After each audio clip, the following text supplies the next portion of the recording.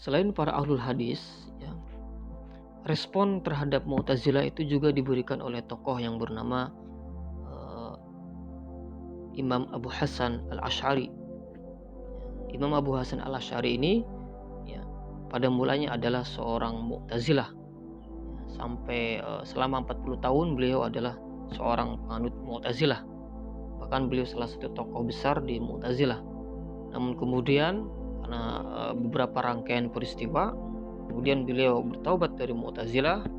Ya, beliau menyatakan diri keluar dari Mu'tazilah. Beliau menyatakan dirinya menjadi pengikut Imam Ahmad bin Hambal.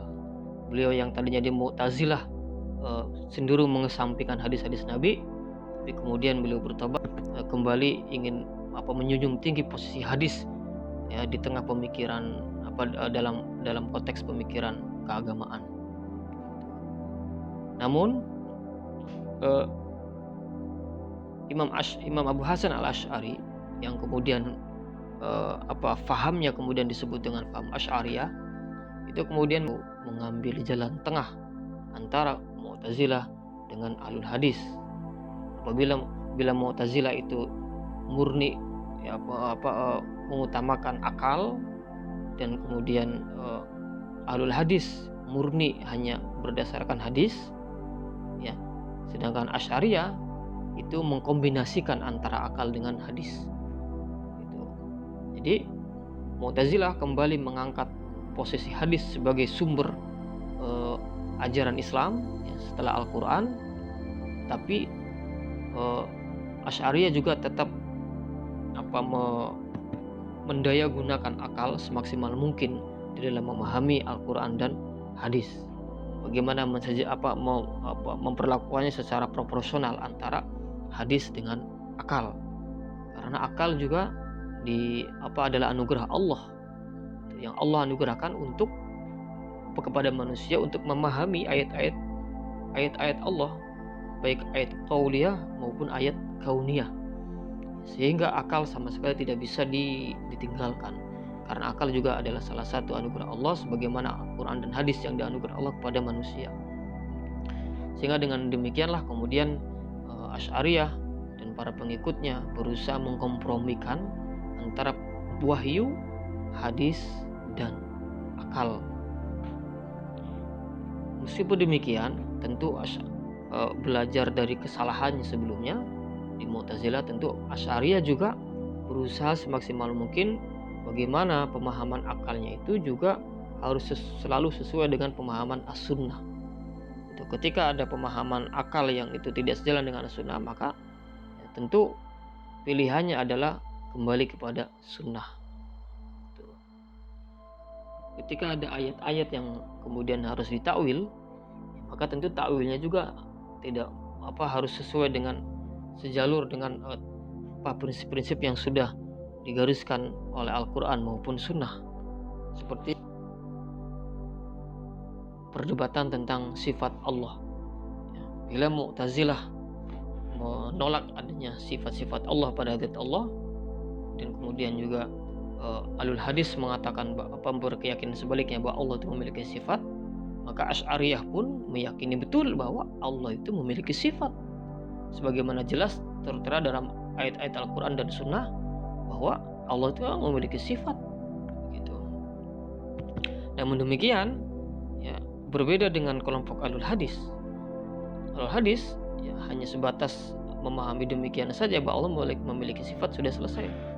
Ya, tapi Asy'ariyah berusaha menjelaskan pilihannya ini, pilihan bahwa Allah itu memiliki sifat. Asy'ariyah juga berusaha menjelaskan argumentasinya secara rasional. Tentang bagaimana penjelasan rasional Asy'ariyah tentang adanya sifat-sifat Allah ini, ya tentu akan memakan waktu yang cukup panjang, ya. Mungkin bisa di lain kesempatan akan kita bahas. Tapi yang jelas di sini, ya, secara garis besar, ya, saya ingin menekankan bahwa Asy'ariyah ini, ya, dalam banyak hal itu sejalan dengan kaum Ahlul Hadis. Asy'ariyah juga sebagaimana Ahlul Hadis itu menempatkan sunnah Nabi, ya, pada porsinya sebagai sumber kedua ajaran Islam. Namun kemudian Asy'ariyah berusaha juga mendayagunakan pemahaman akal untuk memperkuat keyakinannya, sehingga hadis tetap dijunjung tinggi, akal pun tetap digunakan sebagai penguat secara ilmiah. Penggunaan akal oleh Asy'ariyah ini tentu memiliki konteks, ya. Saat itu Asy'ariyah lahir dari seorang tokoh Mu'tazilah yang selama ini, ya, sudah mendayagunakan akalnya semaksimal mungkin. Kemudian tokoh Mu'tazilah ini, ya, Imam Abu Hasan Asy'ari ini kemudian tobat dari Mu'tazilah, ya, berbalik arah, ya, menjadi seorang pengikut alul hadis, ya, yang menjunjung tinggi sunnah. Tapi tentu beliau juga harus berusaha, ya, mengklarifikasi pemahaman beliau sebelumnya di Mu'tazilah, ya. Sehingga nalar-nalar berpikir yang sebelumnya sudah beliau pakai selama di Mu'tazilah itu harus dibalik. Itulah kenapa kemudian, ya, Imam Abu Hasan Asy'ari dan para pengikutnya, murid-muridnya, ya, yang kemudian tergolong menjadi kelompok dinamakan Asy'ariyah, itu tetap menggunakan akal itu dalam rangka, ya, meluruskan, ya, apa yang dulu pernah diyakininya. Gitu. Itu yang pertama. Dan yang kedua, mereka juga tentu berusaha untuk menjatuhkan, ya, argumentasi Mu'tazilah itu yang selama ini terkesan kokoh, ya, sangat rasional, ya, itu oleh Imam Abu Hasan Asy'ari dan para muridnya ini, ya, argumentasi Mu'tazilah itu berusaha untuk dipatahkan. Ya tentu karena argumentasinya bersifat rasional, maka, ya, cara mematahkannya pun juga dengan argumentasi rasional pula. Nah, namun demikian, ya, berbedanya dengan kelompok Mu'tazilah adalah argumentasi rasional Asy'ariyah ini, ya, juga berlandaskan kepada atau tetap berpegang teguh kepada nas-nas di dalam hadis. Sehingga dengan demikian Asy'ariyah, ya, bisa menghadirkan pemahaman-pemahaman, ya, bisa memberikan ajaran-ajaran atau doktrin-doktrin yang di satu sisi, ya, yang di satu sisi memiliki landasan-landasan nakliyah dari hadis maupun dari ayat-ayat Al-Qur'an yang lain, ya. Di sisi yang lain, ya, pemahaman Asy'ariyah juga bisa diterima oleh akal rasional pada saat itu. Di kalangan kaum awam bisa diterima karena karena berlandaskan kepada sunnah-sunnah Nabi. Di kalangan kaum intelektual juga bisa diterima karena memiliki penjelasan yang rasional. Yang penjelasan rasionalnya ini juga, ya, mematahkan penjelasan rasional yang selama ini digaungkan oleh orang-orang Mu'tazilah. Jadi di sini, ya, Asy'ariyah itu, ya, pandangan-pandangannya memiliki dua kekuatan nakli dan kekuatan akli. Kekuatan nakli itu dari hadis-hadis Nabi, ya, beliau dan para murid-muridnya memposisikan hadis Nabi sebagai sumber kedua ajaran Islam, ya. Dan kekuatan yang kedua adalah kekuatan akal, ya, yang dimana kemudian pilihan-pilihan sikap beliau, pendapat-pendapatnya itu didukung dengan alasan-alasan yang rasional, sehingga sekali lagi apa yang dirintis oleh Imam Abu Hasan Al-Asy'ari ini akhirnya, ya, bisa diterima oleh semua kalangan, baik kalangan awam maupun kaum intelektual, kalangan cendekiawan muslim pada saat itu. Dan kebetulan juga terjadi peralihan kekuasaan, ya, di dinasti Abbasiyah, ya. Khalifah Al-Ma'mun wafat dan kemudian digantikan oleh khalifah berikutnya, kalau tidak salah Khalifah Al-Mutawakkil, ya, yang itu Khalifah Al-Mutawakkil ini, ya, berbeda dengan pendahulunya al-Ma'mun yang Mu'tazilah, Khalifah al-Mutawakkil ini ya cenderung pada pemahaman Asy'ariyah. Sehingga jadilah Asy'ariyah menjadi faham yang pada saat itu naik daun ya. Ya, secara politis karena secara politis mendapat dukungan dari penguasa pada saat itu ya, setelah pasca al-Ma'mun gitu. Dan secara metodologis ya juga bisa diterima baik oleh kalangan awam pada saat itu ya, maupun karena berdasarkan juga berlandaskan pada hadis-hadis Nabi ya, dan juga bisa diterima oleh kalangan intelektual karena juga memiliki penjelasan-penjelasan yang rasional. Maka dalam waktu singkat ya paham yang dirintis oleh Imam Abu Hasan al-Asy'ari ini mendapat sambutan yang bagus, positif dari khalayak umat Islam pada saat itu, baik kalangan awam, masyarakat maupun para ulama, mayoritas para ulama pada saat itu. Dan kemudian jadilah Asy'ariyah sebagai mazhab mazhab resmi kekhalifahan dinasti Abbasiyah pada saat itu ya. Dan segeralah menyebar ke seluruh antero dinasti Islam ya. Dari Baghdad, pusatnya di Baghdad saat itu ya, Imam Abu Hasan al-Asy'ari kan di Baghdad, kekuasaan dinasti Abbasiyah juga pusatnya di Baghdad ya, kemudian menyebar ke seluruh antero dunia Islam ya. Jadilah Asy'ariyah sebagai mazhab mayoritas yang dianut oleh umat Islam pada saat itu. Nah, sedangkan Mu'tazilah ya, sejak populernya mazhab Asy'ariyah semakin hari semakin tidak diminati dan akhirnya hilang ya.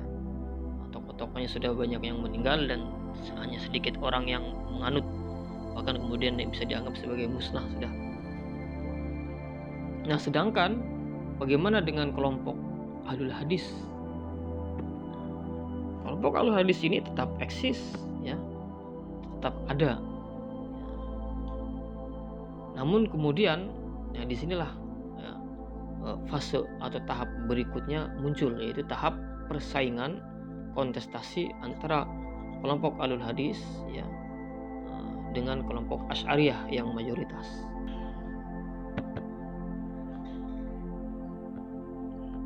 Seiring perjalanan waktu ya, Asy'ariyah yang sudah menjadi paham yang dianut oleh mayoritas umat Islam itu juga mengalami perkembangan di pada generasi-generasi Asy'ariyah berikutnya juga terjadi kemudian perkembangan-perkembangan yang signifikan. Muncul banyak sekali tokoh-tokoh para ulama-ulama yang itu kemudian mengembangkan lebih jauh tentang dari paham Asy'ariyah ini, sehingga tidak sedikit di antara mereka juga terjadi perbedaan-perbedaan pendapat yang sangat menonjol. Ada juga yang kemudian paham-pahamnya, pendapat-pendapatnya di kalangan para ulama di generasi berikutnya Asy'ariyah ini itu yang justru bertolak belakang ataupun berseberangan dengan pendapatnya Imam Asy'ari sendiri. Itu sebagai contoh tentang pemaknaan ayat-ayat, tentang masalah takwil ya, tentang masalah takwil.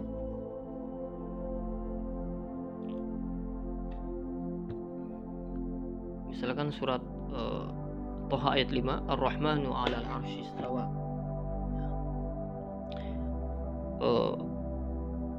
Dalam pandangan Asy'ariyah di generasi awal, bahkan Imam Abu Hasan al-Asy'ari sendiri, beliau tidak mentakwil ayat ini, Ar-Rahmanu 'alal 'arsy istawa. Beliau mengikuti pendapatnya Imam Ahmad bin Hanbal ya, yang mengartikan bahwa Allah Subhanahu wa taala bersemayam di atas arsy ya, tanpa menakwilkannya.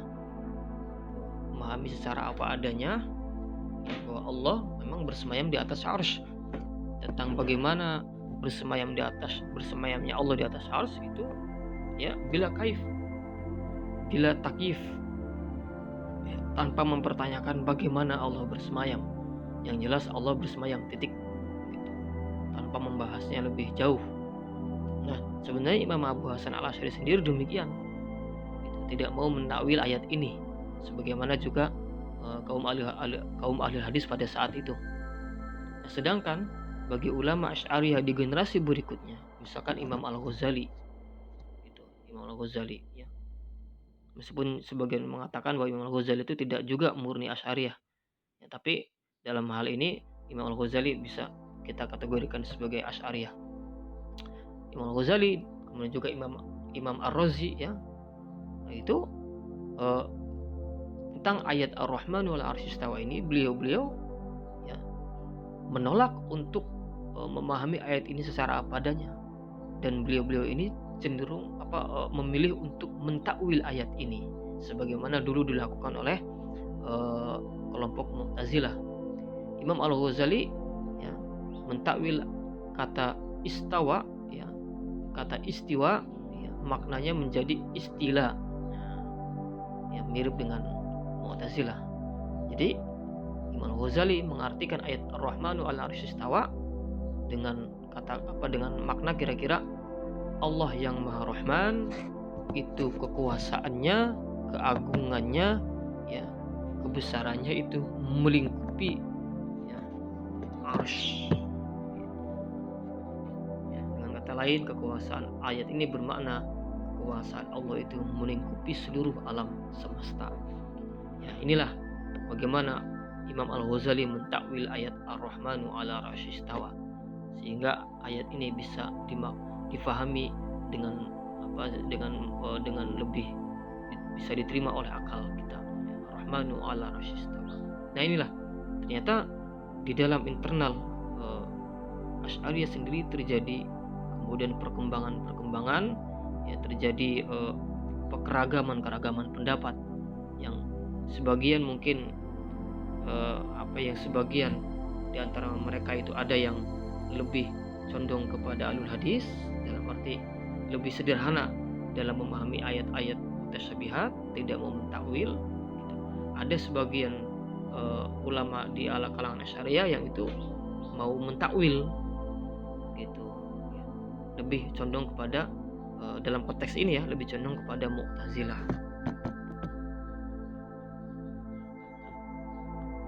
Inilah yang menjadi pembeda, ya, garis pembeda antara Asy'ariyah dengan alul hadis, gitu, ya.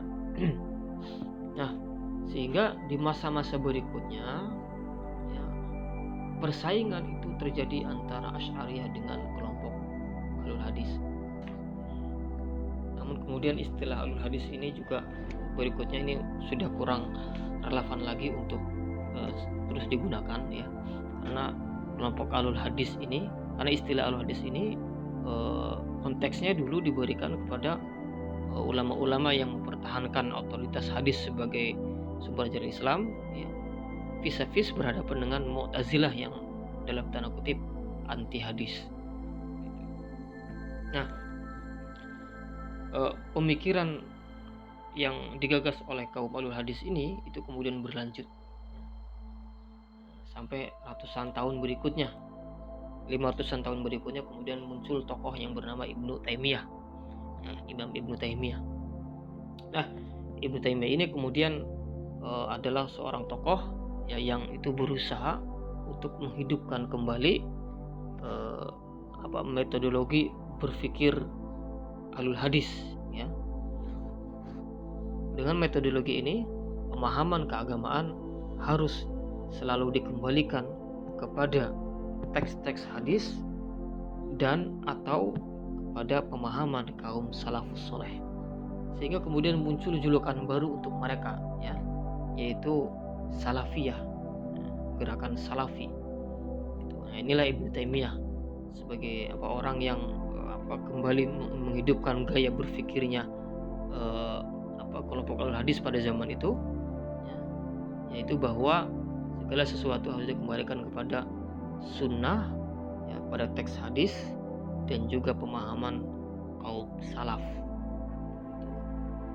Nah, gaya berpikir Ibnu Taimiyah ini itu dalam konteks berhadapan dengan mazhab Asy'ariyah yang pada saat itu sudah menjadi mayoritas yang dianut oleh umat Islam, dan yang pada saat itu juga di kalangan mazhab Asy'ariyah sendiri sudah muncul beragam pendapat dan kemudian kecenderungan. Ya tadi, kemudian sebagian kaum Asy'ariyah itu ada yang sangat rasional, ya sehingga kecenderungannya itu lebih dekat kepada Mu'tazilah gitu. Nah, yang seperti inilah yang kemudian Asy'ariyah yang model yang seperti inilah yang kemudian menjadi sasaran tembak, sasaran kritik dari Imam Ibnu Taimiyah. Di samping memang Ibnu Taimiyah sendiri ya tidak 100% sama dengan pendahulunya Imam Ahmad bin Hambal dan kaum Ahlul Hadis pada saat itu. Ya, zaman sudah berubah. Umat Islam memang sudah sangat familiar dengan kerangka berpikir yang logis dan rasional ya. Sehingga Imam Ibnu Taimiyah pun dalam mendebat Asy'ariyah juga kita bisa melihat di pendapat-pendapatnya juga beliau juga mau menggunakan konsep-konsep filosofis gitu, mau menggunakan konsep-konsep rasional. Beliau juga masih menyediakan ruang yang sedikit yang lebih besar kepada masih menyediakan ruang pada penjelasan rasional karena memang sudah kebutuhannya pada saat itu. Tapi semangat dasar dari dari Ibnu Taimiyah sendiri itu adalah membangkitkan kembali metodologi berpikir salafi. Metodologi berpikir yang mengembalikan, yang mendasarkan, yang menjadikan Al-Qur'an yang menjadikan sunnah dan pendapat-pendapat tradisi kaum salafus soleh sebagai takaran utama kebenaran. Sedangkan Asy'ariyah ya, di samping mereka juga menjunjung tinggi hadis dan pendapat kaum salafus soleh, tapi Asy'ariyah juga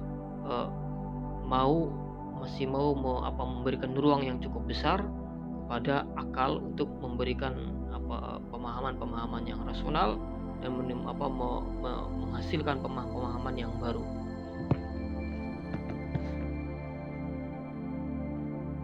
Nah, perdebatan tentang Ibnu Taimiyah dengan Asy'ariyah ini sangat panjang ya. Karena Ibnu Taimiyah ini adalah seorang ulama yang multitalenta ya, beliau berbicara tentang banyak hal sehingga banyak sekali aspek-aspek yang dikuasai dan dibicarakan oleh Imam Ibnu Taimiyah. Yang saya sampaikan di sini hanya secara garis besar saja. Ya. Untuk pendalamannya, untuk rinciannya silakan masing-masing Anda untuk mempelajari ya secara mandiri. Nah, tapi demikianlah gambaran ya bagaimana kemudian kontestasi kemudian berlanjut gitu. Ya, yang semula Ahlul Hadis versus Mu'tazilah, ketika Mu'tazilah sudah berakhir, sudah musnah, kemudian kontestasi beralih antara Ahlul Hadis dengan Mu'tazilah yang kemudian ratusan tahun berjalan itu masih berlangsung, dan kemudian muncullah sosok yang namanya Ibnu Taimiyah ya, yang kembali yang merevitalisasi metodologi berpikirnya Ahlul Hadis ya 500 tahun sebelumnya. Nah, yang kemudian juga mulai muncullah istilah salafi ya. Ibnu Taimiyah kemudian dianggap sebagai tokoh yang membangkitkan kembali metodologi berpikirnya kaum salafus soleh itu ya, yang tidak banyak menggunakan proporsi akal gitu. Nah, demikianlah kelanjutan dari perdebatan teologis di tengah umat Islam gitu. Sampai kira-kira 400-500 tahun berikutnya muncul sosok yang namanya Syekh Muhammad bin Abdul Wahhab di daerah Najd ya.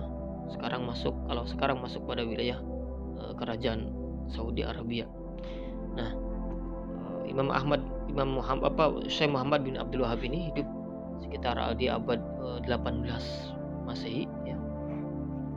ya kira-kira 400-500 tahun juga setelah masanya Imam Ibnu Taimiyah. Nah, Muhammad bin Abdul Wahhab ini juga ya dianggap sebagai tokoh yang kembali menghidupkan kembali tradisi berfikirnya Ibnu Taimiyah gitu, dengan versinya yang tentu yang sesuai dengan zamannya gitu. Nah, dan sekali lagi juga metodologi berpikir salafi yang dibangkitkan oleh Muhammad bin Abdul Wahhab ini juga kemudian yang menjadi sasaran tembaknya adalah kelompok Asy'ariyah yang merupakan mayoritas umat Islam gitu ya. Sehingga kemudian terjadilah perdebatan fase berikutnya. Nah, yang kemudian dari sinilah kemudian para pengikut Syekh Muhammad bin Abdul Wahhab ya itu karena sesuai dengan konteks zaman ya kemudian muncullah julukan baru untuk mereka gitu ya. Mereka para pengikutnya disebut dengan Wahabiyah ya. Wahabiyah diambil dari nama Syekh Muhammad bin Abdul Wahhab gitu ya. Yang membuat julukan Wahabiyah sendiri juga sebenarnya bukan orang lain ya, itu kakaknya sendiri, saudaranya sendiri ya, itu Syekh Sulaiman bin Abdul Wahhab ya, yang pada saat itu beliau sangat tidak setuju dengan apa yang oleh gagasan saudaranya Muhammad bin Abdul Wahhab ya, sehingga beliau menulis sebuah risalah, sebuah kitab yang kemudian di situ intinya menjuluki para pengikut Muhammad bin Abdul Wahhab sebagai Wahabiyah gitu. Nah, kemudian juga ulama setelah Sulaiman bin Abdul Wahhab juga ada seorang ulama ya, Syekh Ahmad Zaini Dahlan ya, mufti Syafi'i pada saat itu di Hijaz. Beliau juga menulis kitab yang itu di situ juga memunculkan istilah Wahabiyah ya untuk para pengikut Muhammad bin Abdul Wahhab ini. Oh ya, judul kitab yang dikarang oleh Sulaiman bin Abdul Wahhab ya, saudaranya Syekh Muhammad bin Abdul Wahhab, itu judulnya As-Sawa'iqul Ilahiyah fi Raddi 'ala al-Wahabiyah. Nah, di sini julukan Wahabi mulai dimunculkan oleh beliau, saudaranya Syekh Muhammad bin Abdul Wahhab. Kemudian juga Said Ahmad Zaini Dahlan, kitabnya berjudul Fitnatul Wahabiyah ya, fitnah Wahabi gitu ya. Dan Said Ahmad Zaini Dahlan ini adalah mufti Syafi'i pada saat itu, yang jarak hidupnya itu tidak jauh berbeda dengan Syekh Muhammad bin Abdul Wahhab sendiri. Nah, julukan Wahabiyah ini itu ditujukan kepada ya, Muhammad bin Abdul Wahhab dan para pengikutnya ya, yang sebenarnya para pengikut Muhammad bin Abdul Wahhab sendiri sebenarnya ya ada yang sebenarnya kurang suka dengan julukan tersebut gitu. Mereka lebih suka menamakan dirinya sebagai al-muwahhidun, sebagai orang-orang yang muwahhidun ya, yang mentauhidkan Allah, atau juga salafiyun, salafi. Mereka suka dengan julukan salafi karena memang secara metodologi ya mereka selalu merujuk kepada generasi salafus soleh gitu. Kemudian mereka juga menamakan diri sebagai al-muwahhidun karena memang misi mereka adalah menegakkan kembali tauhid yang menurut mereka selama ini tauhid umat Islam sudah banyak tercampur aduk dengan bid'ah gitu. Seperti tawasul, ziarah kubur, ziarah wali ya. Bagi mereka ini adalah perbuatan-perbuatan bid'ah dan mengandung kesyirikan ya. Sehingga dengan untuk itulah mereka datang ya, Syekh Muhammad bin Abdul Wahhab, beliau memiliki misi memurnikan kembali tauhidnya umat Islam ya, yang menurut versi beliau, pemahaman beliau, tauhidnya umat Islam ini sudah banyak melencengnya, sudah banyak mengandung kesyirikan. Maka kemudian gerakan mereka lebih senang menamakan dirinya dengan al-muwahhidun gitu. Demikian juga dengan salafi karena memang mereka selalu mengembalikan segala sesuatunya kepada pemahaman salaf. Ulama-ulama Asy'ariyah menjuluki mereka para pengikut Syekh Muhammad bin Abdul Wahhab dengan julukan Wahabiyah. Waha hanya panjang ya, al-Wahabiyah. Nah, persoalan benar atau salah, wallahu alam ya. Tapi saya di sini dalam konteks sedang berbicara secara historis saja gitu. Tentu perdebatan tentang mana yang benar, mana yang salah, Salafikah yang benar ataukah Asy'ariyahkah yang benar, itu perlu pengkajian yang lebih dalam lagi, dan tentu akan memakan waktu yang sangat panjang bila kita bahas di sini. Tapi paling tidak di sini sudah tergambar bagaimana perjalanan historis perdebatan teologis ya, dari awal sampai akhir gitu. Dan faktanya sampai hari ini memang antara kaum Asy'ariyah dan kaum Salafi sampai sekarang masih terus berdebat dan saling menghujat satu sama lain. Itu ya. Asy'ari ini ya, inilah yang kemudian selama ini kita kenal dengan sebutan Ahlus Sunnah wal Jamaah. Sebutan Ahlus Sunnah wal Jamaah itu muncul di kalangan ulama Asy'ariyah gitu. Ahlus Sunnah karena memang Asy'ari pada saat itu kemunculannya adalah untuk kembali membangkitkan posisi sunnah Nabi sebagai ajaran Islam ya, yang selama ini sudah dikesampingkan oleh kaum Mu'tazilah gitu. Dan posisi membangkitkan sunnah ini oleh Abu Hasan Al-Asy'ari juga yang sebelumnya juga sudah dikampanyekan, dipegang teguh oleh kelompok Ahlul Hadis gitu. Dan julukan Al-Jamaah itu Al-Jamaah itu artinya kan mayoritas gitu. Maka julukan Ahlus Sunnah ini kemudian digabungkan dengan istilah Al-Jamaah, Ahlus Sunnah wal Jamaah, karena memang Asy'ariyah ini adalah paham yang dianut oleh mayoritas umat Islam. Konon 90-an%